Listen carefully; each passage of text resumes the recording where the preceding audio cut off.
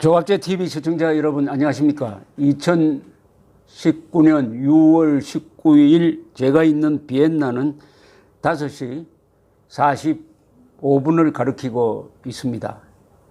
오스트리아 수도 비엔나는 세계에서 가장 살기 좋은 도시 랭킹 1등으로 꼽힙니다. 여기 와서 며칠 있는 동안에 그 랭킹이 결코 과장이 아니라는 것을 피부로 실감할 수가 있었습니다. 우선 사람들이 참 점잖습니다. 독일 사람들이 그렇지만은 법도 잘 지키고 질서 잘 지키고 또 조용합니다. 그러나 오스트리아는 같은 독일이면서 독일 민족이지만은 이 독일과는 성격이 많이 다릅니다. 많이 다릅니다.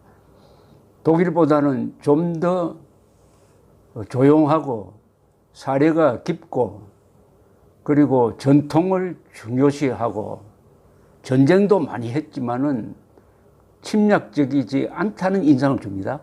이게 참 흥미로워요. 사실은 오스트리아가 전쟁을 많이 한 나라입니다. 그런데도 인상은, 사람들 인상은 독일, 프러시아 하면은 전쟁 잘하는 나라인데 오스트리아, 합스부르크 하면은 전쟁과는 이미지가 좀 먼 것 같고 예술, 문화, 음악과 이미지가 같이 이렇게 엮여 돌아가는 게 참 이상합니다. 사실은 이 오스트리아가 유럽에서 있었던 가장 많은 사람이 죽은 전쟁, 세 전쟁에 관여했습니다. 1618년에서 48년까지의 30년 전쟁, 이 종교전쟁이라고 그러죠. 구교와 신교가 격돌한 이 전쟁에서 독일 인구의 3분의 1이 죽었는데 이 전쟁을 시작한 쪽이 합스부르크였습니다. 즉 오스트리아 등을, 오스트리아 지금의 체코슬로바키아, 헝가리 등을 지배했던 합스부르크 왕조가 신교도들을 반란을 진압하기 위해서 시작한 전쟁이 30년 전쟁이었습니다. 1차 세계대전은 오스트리아의 합스부르크 왕가의 황태자가 사라예보에서 세르비아 청년에 의해서 암살된 것이 도화선이 되었습니다. 여기서도 오스트리아가 전쟁을 일으키는데 앞장섰습니다. 세르비아에 대한 보복이었습니다. 그것이 세계전쟁으로 확대가 되었습니다. 2차 세계대전은 오스트리아 출신인 독일 사람이죠. 오스트리아에서 태어나서 비엔나, 뮌헨을 거쳐서 살고 있던 히틀러가 1차 세계대전 때 사병으로 참전을 합니다.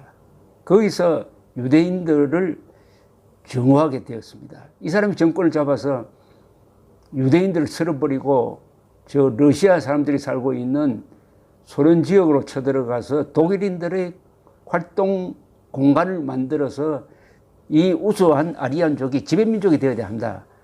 이런 걸 가지고 시작한 전쟁이 2차 세계대전입니다. 그러니까 이 오스트리아 사람이 1차 대전, 2차 대전, 종교전쟁까지 일으켰는데도 불구하고 합스부르크 왕조가 워낙 전통이 깊고 합스부르크 왕조는 이렇게 험악한 얼굴을 가진 게 아니라 외교를 잘했습니다.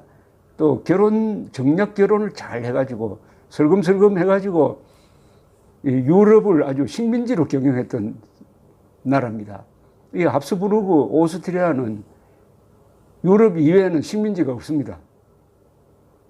뭐 네덜란드까지도 포르투갈, 스페인, 막차를 탄 독일, 그리고 영국, 프랑스가 다 식민지 경영을 했는데 오스트리아는 우선 이게 항구가, 지금은 항구가 없습니다. 과거에는 뭐 항구가 몇 개 지배하는 쪽을 통해서 있긴 있었지만은 시원찮은 항구였고 해외로 나갈 생각을 하지 않고 그 대신 유럽에서 결혼이나 외교를 통해서 유럽에서 여러 식민지를 두었던 나라입니다. 그러니까 고단수죠, 고단수. 예컨대 이 합스부르크 왕조가 700년 동안 이 비엔나에 꽈리를 틀고 이걸 사령부로 삼아가지고 이 유럽을 경영을 했는데요. 이 결혼으로서 아주 여러 나라를 하나씩 주워 먹었습니다. 맥시밀리안 1세라는 황제가 있었습니다. 이 사람이 신성 로마 제국을 황제를 겸합니다.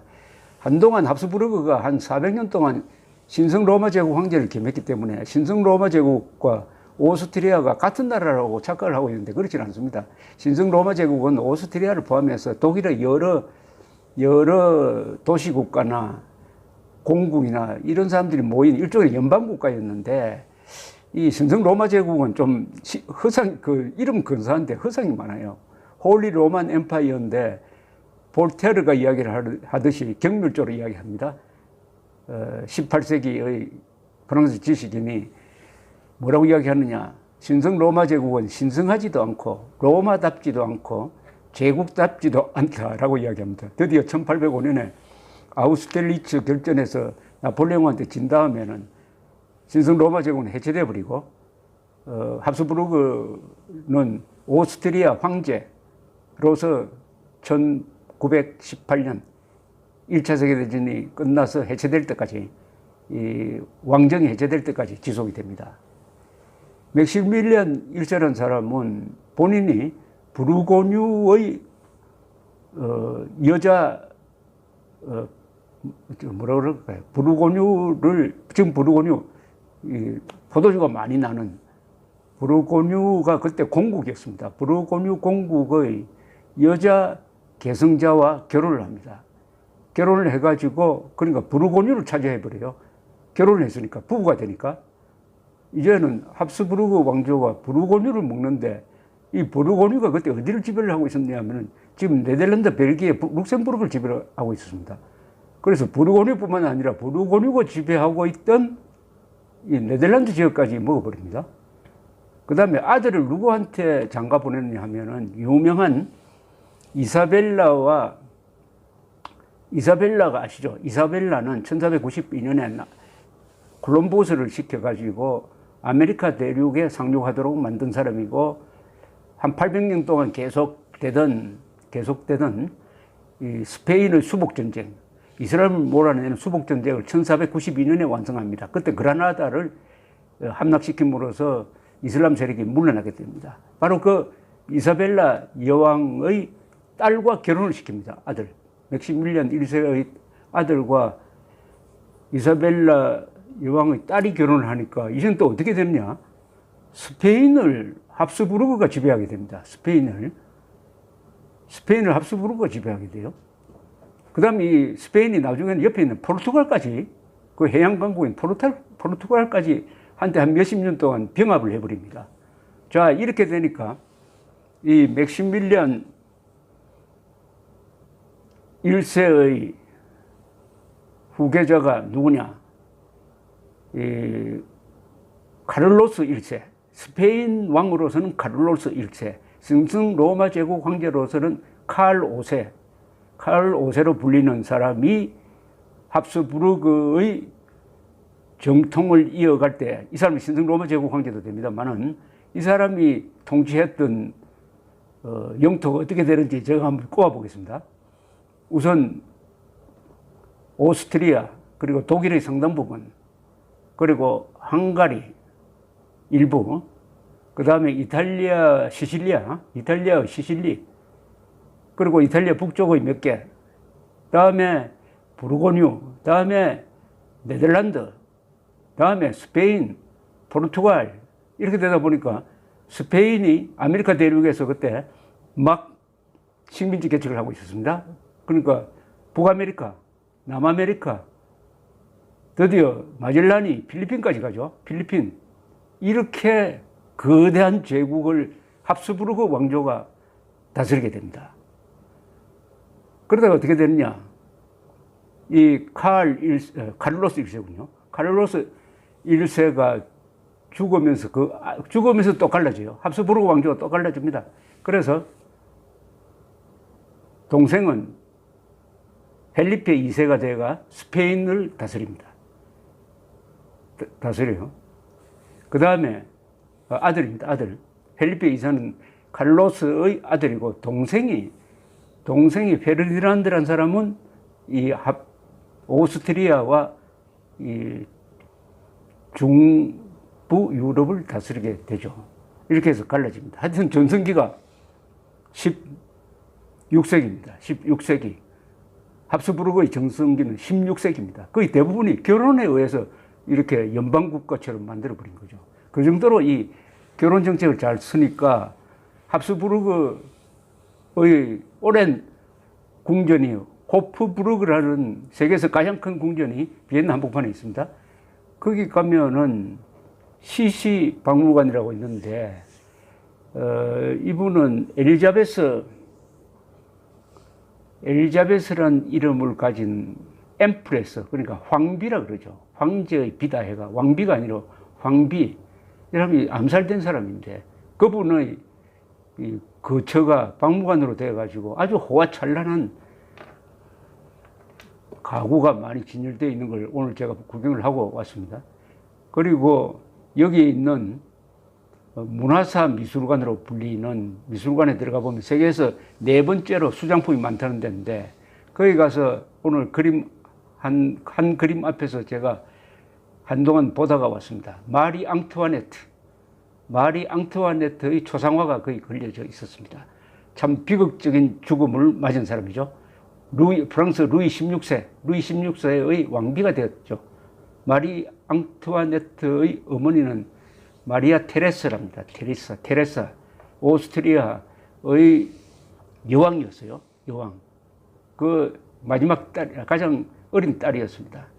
루이 16세의 부인으로 갔다가 프랑스 대혁명을 맞아가지고 부부가 다 외국으로 도망치려다가 잡혀가지고 이 혁명파에 의해서 길로친으로 그냥 목을 단두대에서 죽음을 맞이한 그 잘생긴 여자 앞에 서 보니까 이 합스부르크의 가장 큰 이 자산은 정략결혼인데 정략결혼의 미천이 이 잘생기고 교양 있는 여자였다는 생각이 들었습니다. 그 정도로 하여튼 외교와 정략결혼을 잘한 나라가 이 오스트리아입니다. 오스트리아. 이 오스트리아가 그 품격을 잘 유지하면서 비엔나는 19세기부터 20세기에 수많은 천재를 배출한 도시죠. 비엔나에서 배출된 18세기까지 거슬러 오르면 베토벤, 모차르트, 뭐 음악은 비엔나가 수도 아닙니까?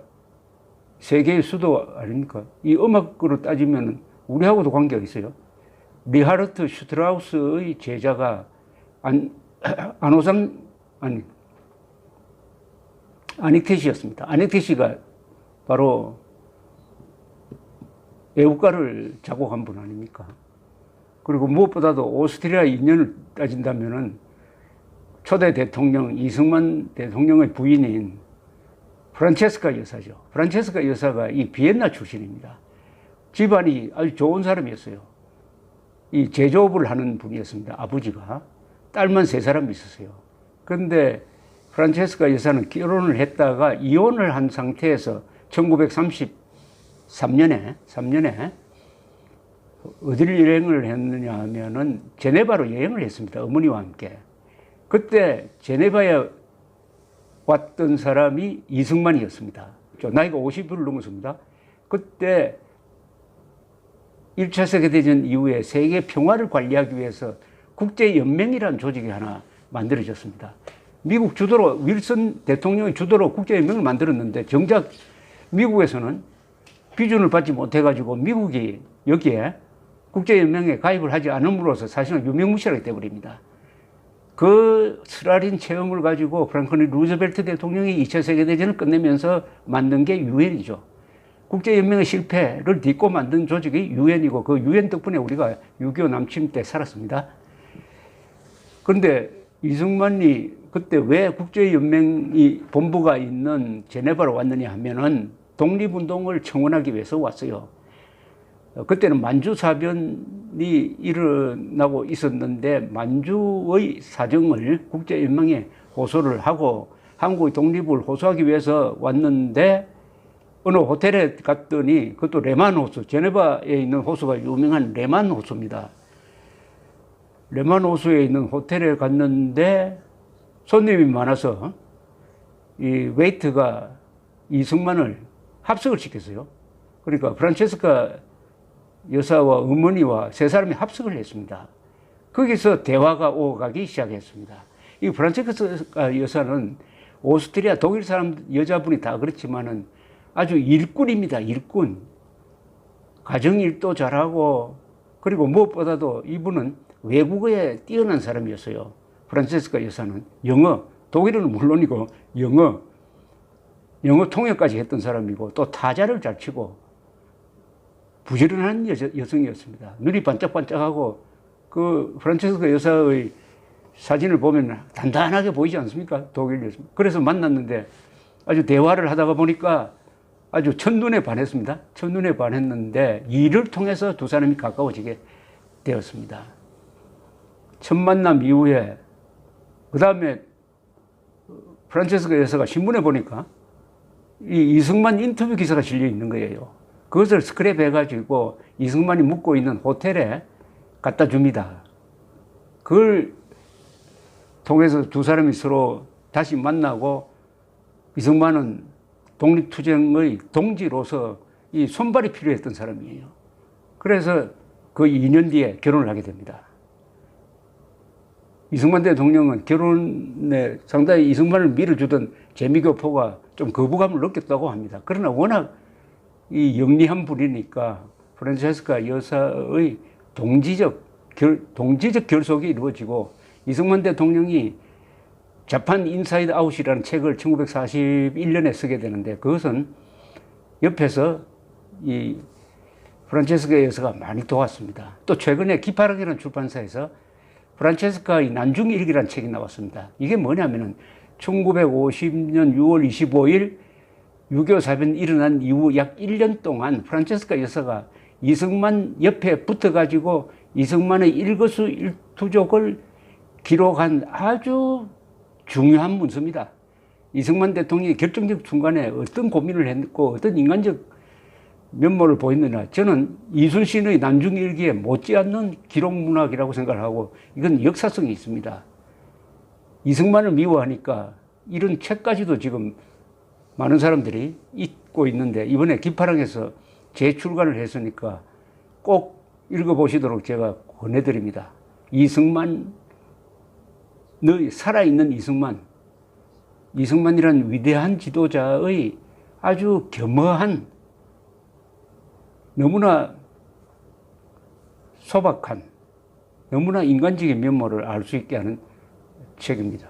이렇게 해서 어쨌든 한국이 오스트리아와 비엔나와 인연을 맺었다는 걸 가만히 생각해 보면은 정말 이승만을 통해서 한국은 많은 것을 얻었다는 생각이 듭니다. 잘 아시겠지만 이승만은 과거 시험에 한 7번 응시했다가 낙방하고 가보경정을 통해서 과거 시험이 없어지니까 낙심하고 있던 차에 친구의 권유로 배제학당에 들어가서 미국 선교사와 만나고 영어를 배우기 시작하고, 그때부터 기독교를 받아들이고 개화운동에 적극적으로 나서고, 고종 타도 운동을 하다가 감옥에 가서 사형선고를 받았다가 징역 한 5년 살다 나오고, 그 감옥에서 쓴 독립정신이라는 책이 바로 이승만을 대통령으로 만든 책입니다. 그때 이미 이분은 정신적으로 대통령이 된 사람이에요.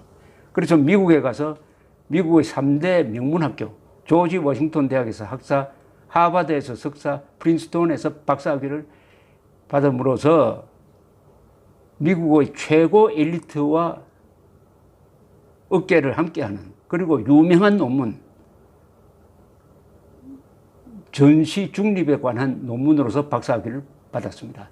그때부터 이승만은 세계 정세를 꿰뚫어보는 시각을 갖게 되었고, 굉장한 영어 실력과 고급 문장력을 갖게 되었으며, 또한 과거 시험을 준비하는 과정에서 동양의 최고 문화와도 접하게 되었으니까 이분은 동서양의 최고 교양을 하나로 합친 사람입니다. 이런 분은 세계적으로 드뭅니다. 그런데 여기에 그동안에 간과했던 게 플러스 하나가 있었다는 걸 알게 되었습니다. 부인을 통해서, 프란체스카 여사를 통해서, 비엔나 출신의 프란체스카 여사를 통해서 유럽에서 가장 명문인 합스부르크 왕가의 전통이나 교양이나 그것과도 접하게 되었다는 느낌을 받았습니다. 이 부분은 지금 별로 연구가 안 되어 있는데 아무래도 부부가 가장 서로 많은 정보를 나누지 않습니까? 이 프란체스카 여사가 보통뿐이 아니에요. 이 비엔나에서 뭐 귀족은 아니겠지만 비엔나의 상류층 사람이었습니다. 그리고 영리한 분이었어요. 이분을 통해서 유럽 정치의 핵심인 합스부르크에 대해서도 많이 알게 되었다. 그러면은 미국과 또 결합이 되는 거죠. 미국만 해도 2차 세계대전 전에는 미국은 아직은 세계 1등 국가가 아니었습니다. 그때는 역시 영국이었어요. 이 2차 세계대전이 들어가면서 압도적인 미국의 국력이 영국, 프랑스를 지도하게 되니까 그때부터 인류 국가로 1등 국가로 올라가는데 바로 유럽의 핵심 노하우를 프란체스카 여사를 통해서 체득했다고 봅니다. 두 분 나이 차이가 20살이 넘습니다만은 이렇게 해서 한국이 미국과만 인연을 맺은 것이 아니라 프란체스카 여사를 통해서 오스트리아, 합스부르크 그리고 유럽의 문화를 같이 이승만이라는 저수지로 연결시켜준 분이 프란체스카 여사구나 하는 생각을 갖게 되었습니다. 저는 프란체스카 여사를 몇 번 뵀습니다. 이화장에 가서 1990년대에 그때 이분이 90세를 넘어서 돌아가셨는데 어떻게 그렇게 곱게 늙었는지 참 감탄을 했습니다. 그 이승만 대통령의 양아들 되시는 이인수 그 부인 조혜자 씨 두 분의 말씀을 들으면은 얼마나 프란체스카 여사가 이승만을 위해서 희생을 했는지요. 얼마나 근검절약했는지. 그것은 아마 제가 여러분들에게 설명을 해도 잘 믿겨지지가 않을 것이라고 생각을 합니다. 참 눈물겨운 헌신을 한 분이 프란체스카 여사입니다. 오스트리아 비엔나 출신의 이 이혼녀가 이승만을 만나서 오늘날 대한민국을 세우고 지키고 하는 과정에서 큰 역할을 했습니다. 이 부분에 대해서는 앞으로 별도로 연구하는 논문이 나와야 될 것이라고 생각합니다. 감사합니다.